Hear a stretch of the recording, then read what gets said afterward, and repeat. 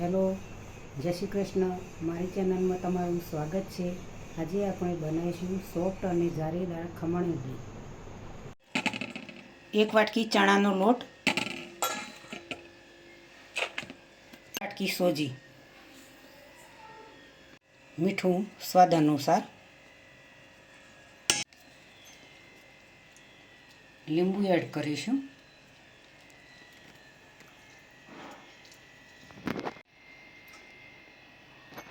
એક ચમચી ખોડ, અડધી વાટકી દહીં એડ કરીશું. દહીં એડ કરી પાણી એડ કરીશું.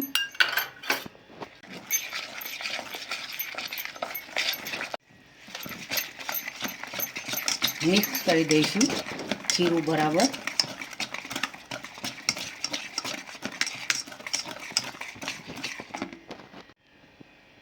પાણી એડ કરીશું થોડું.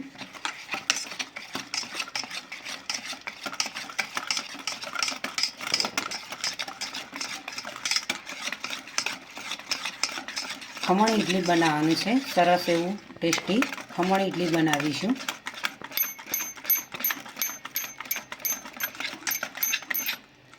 આનું મીડિયમ રાખવાનું છે, જાડું પણ નહીં.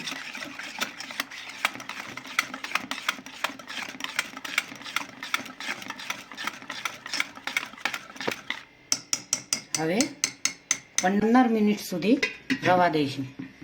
15 મિનિટ થઈ ગઈ છે. ઈનો એડ કરીશું. પાણી એડ કરીશું થોડું. હલાવીશું ઈનો એડ કર્યા પછી.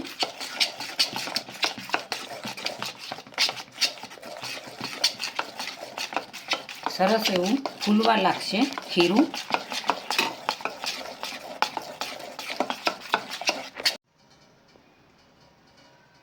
તેલ લગાવી દીધું છે પ્લેટની અંદર. ખીરું એડ કરીશું. વધારે ખીરું એડ કરવાનું નથી. ફૂલીને સરસ એવી ખમણ ઇડલી તૈયાર થશે. 2 ચમચી ખીરું એડ કરીશું.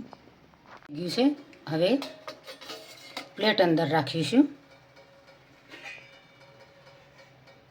ઢોકી દઈશું. 10 મિનિટ થવા દઈશું.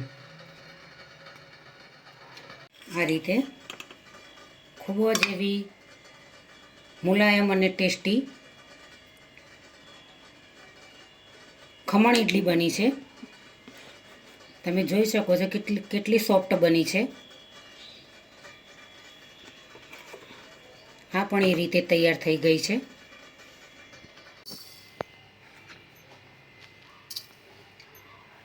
નાખીશું. સરસ એવો ટેસ્ટી વઘાર કરવાનો છે. મરચો નાખીશું.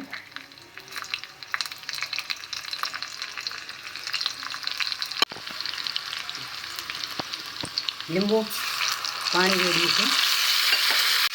પાણી એડ કરીશું.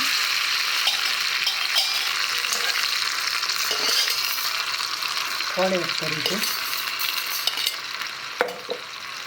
મીઠા લીમડાના પાન દાણા એડ કરીશું.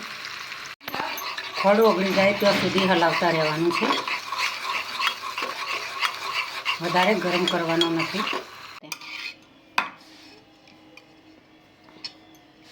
સરસ એવી ટેસ્ટી ખમણ ઇડલી તૈયાર થઈ ગઈ છે. હવે તેનો વઘાર પણ તૈયાર થઈ ગયો, ઠંડો થઈ ગયો છે.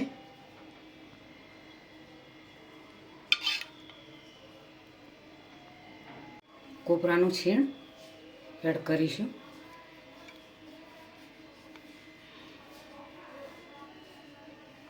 મારી સરસ એવી ખમણ ઇડલી તૈયાર થઈ ગઈ છે. સરસ રીતે ખમણ ઇડલી બનાવી છે. ખૂબ જ સરળતાથી બનાવી છે. ઓછા સમયમાં જલ્દી તૈયાર થઈ જાય છે. નાસ્તો કરવો હોય તો પણ તમે આ રીતે ખમણ ઇડલી બનાવીને ઘરે કરી શકો છો. તેને કેચઅપ સાથે ખાઈ શકાય છે, ચટણી સાથે પણ ખાઈ શકાય. આ રીતે ઇડલી બનાવીને ખાવાની ખૂબ જ મજા આવતી હોય છે.